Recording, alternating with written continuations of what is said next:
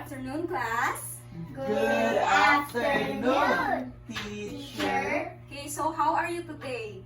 We are fine. Okay, very good. So, you can take your seats. Thank you. So, magpaila-ila sa day ko. Usa na to sugdan atong klase. Ako di si Teacher Jazzy. So, usa na to sugdan ng atong klase, mag-prayer sa ata. So, palihog kong barog, class.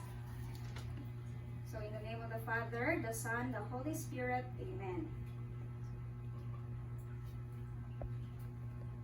Please bow your heads and let us pray.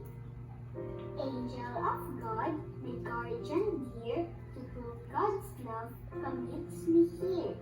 Ever this day be at my side, to light and guard, to rule and guide.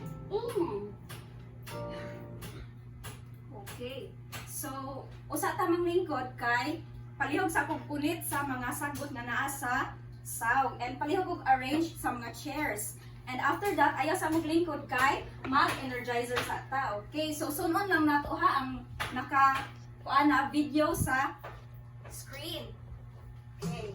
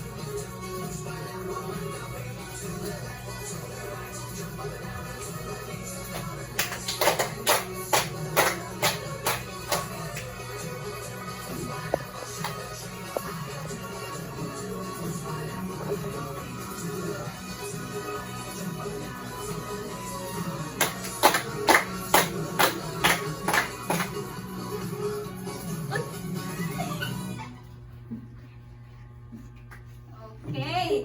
Thank you. So, na-energize ra bang tanan? Yes, teacher. Okay, pwede na maglingkod.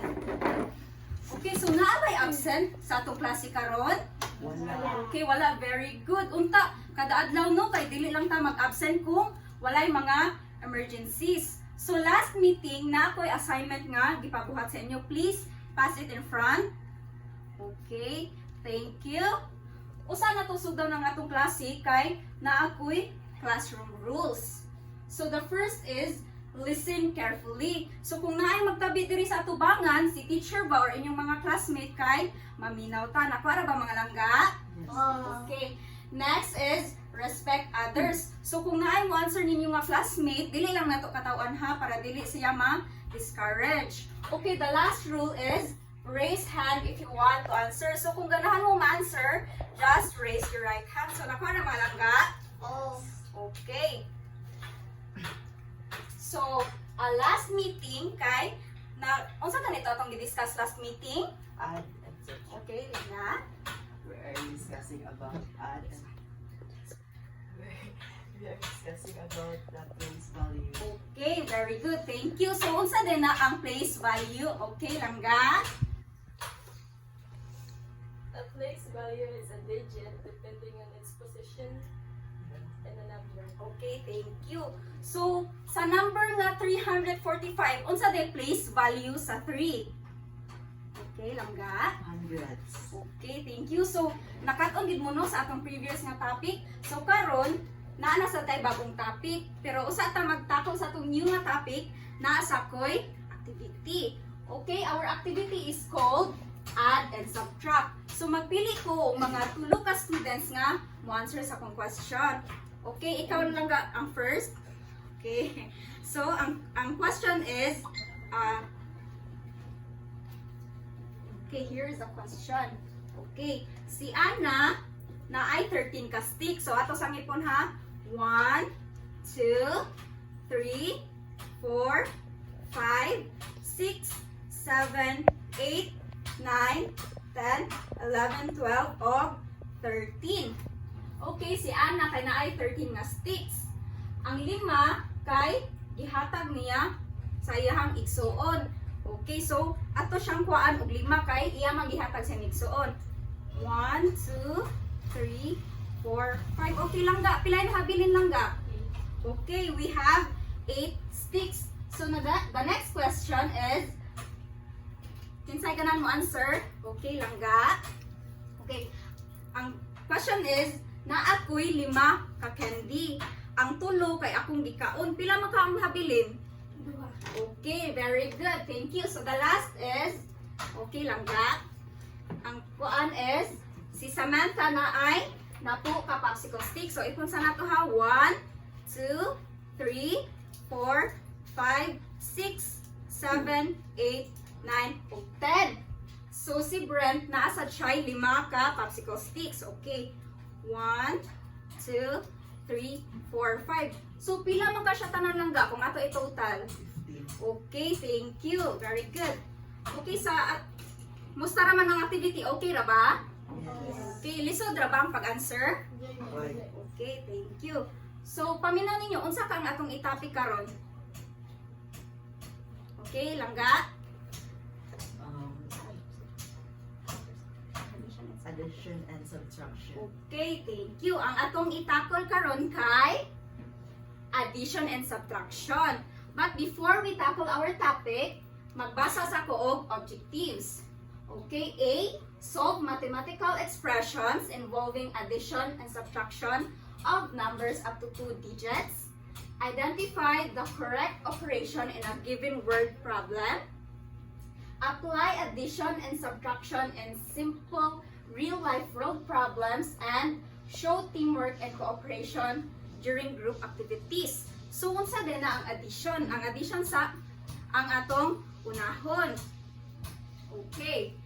Addition means putting numbers together. So, ang addition di ay kay kanang atong iipon ang mga butang or ang mga numbers. Okay, so nakuha ra ba mga langga? Okay, so para mas masabtan nato na ay mga parts ang addition. First is the addend, a number which is added to another. So para mas masabtan nato atong topic kay nara tay mga examples later.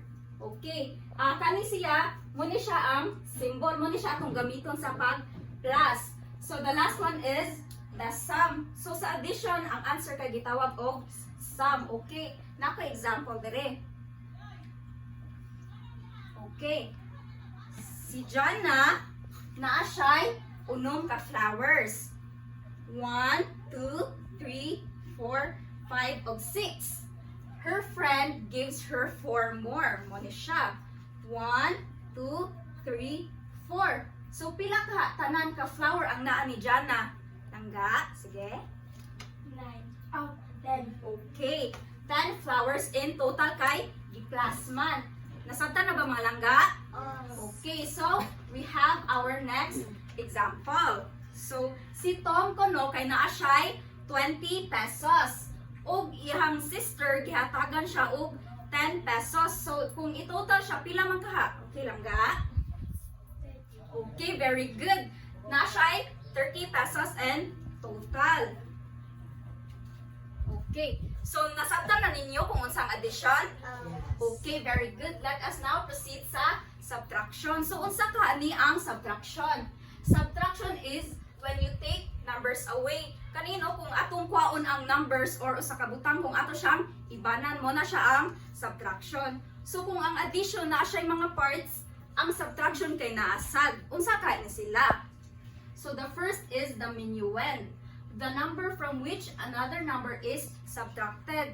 So, ang minuend ay mo ni siya ang number nga atong gamiton sa pag-subtract. Okay, the next part is subtrahend. The number that is subtracted from the minuend. So, ang kanina ang subtrahend, mo ni siya ang number nga i-minus na to sa minuend. Okay.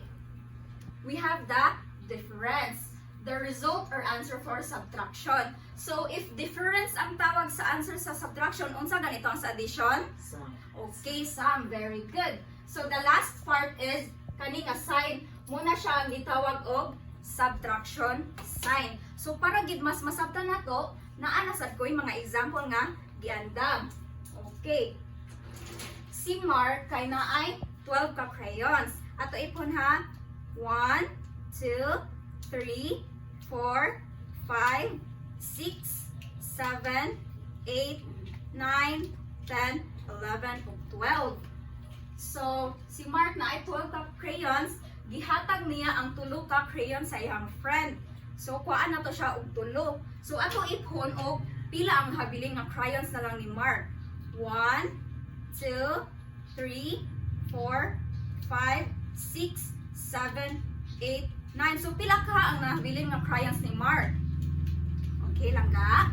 9. Okay, 9. Very good. So, let's proceed. Napatay usa ka example. So, imagine na ay 15 ka birds sa tree. Ang unom kay nilupad. Pila ka ang nahabilin? Okay lang ka? Okay, very good. So, wala na may mga pangutana sa ato ang topic. Nasabtan na ninyo? Okay, very good. Okay, karon naatay activity. Bahinon ta mo sa upat ka grupo. Group 1, Group 2, Group 3 o Group 4. So naa ko dire mga items. Mo ni siya na ni siya yung mga prize. Okay, ang inyong buhaton kada grupo is naamoy 50 pesos each group. So ang inyong buhaton is magpili mo dire og mga items na siya mga prize. Magpili ra mo bisag pila pero limit lang siya sa 50. After inyo siyang itotal inyong mga nakuha na items. Example, kanina mo'y duha nga nakuha nga items which is 12 pesos and 10 pesos. Inyo siyang i-add. After ninyo i-add, inyong i-minus sa 50 pesos. Kay para mahibawan ninyo kung pila ang inyong sukli. Okay. Tara lang ga. Pwede na mo magpili diri lang ka kung sa inyo hang items. Okay. So, pinaan naman mo nakuha nga item. Imuha lang ga, pila tanan iya ha? Ang kuan total? 56. Okay, nakuwang no? Pero okay lang na. 56. Okay, you have total of 56 no? Okay, ikaw lang ga? 45. 45. So, pila man ka ang sukli, ana? Okay, 5. Kuan lang no? Okay, ikaw po lang ga? 45. Okay, same ra mo og item nga kuha. Pila ka ang sukli, ana lang ga? Okay, 5 sad. Very good. Oh, imuha lang ga? 10. Okay, 10. Pila man ka ang sukli nga imong madawat, ana lang ga? 40. Okay, 40. So, nakita gid na kuno nga nasabtan gid ninyo? Nasabtan na ninyo? Wala na may mga follow-up questions mga langga? Okay, wala ra. Kay mana nasabtan man ninyo ang ato ang topic is we are gonna have an quiz. Okay, so palihog kog kuha og usa ka papel og ansira ni. Ako lang basahon ang directions. Okay, read each short story. Choose the correct answer. Encircle the letter of your choice. So I will give you 5 minutes to answer our quiz. Nakuha ra ba mga langga? Okay. Manabag answer ang tanan? Yes. Okay. Palit kong pasa sa tubangan. Okay. Wow! Nakita gid nako no nga nakakuha gid mo sa ato ang topic karon. So, some of you got a perfect score and the rest got a passing score. Okay, let's give everyone 5 claps. 1, 2, 3, 4, 5. Okay, so usa ta manguli naa sa ko ihatag nga assignment. Palihog ko kuha sa inyong assignment notebook o kopyahan ni. Write the sum or difference. Okay, manabag kopya mga langga? Yes. Okay, very good. Usa ta manguli naa sa ko'y quote nga ipabasa sa inyo ha. Okay, pala ko basa mga langga. Addition helps us put things together. Subtraction helps us take things apart. Okay, so usa ta manguli kay mamarog sa ta para sa ato ang prayer. Okay, pala ko balog mga langga. In the name of the Father, the Son, the Holy Spirit. Amen. Ama, maraming salamat po dahil marami pong kaming natutunan ngayon. Gabayan niyo po kami sa aming pag-uwi. Ang lahat ng ito ay aming hinihiling sa iyo. Amen. In the name of the Father, the Son, the Holy Spirit. Amen. So, manata sa tong discussion karon and I will be seeing you on our next meeting. Goodbye, class! Goodbye and thank you, teacher. Okay, thank you.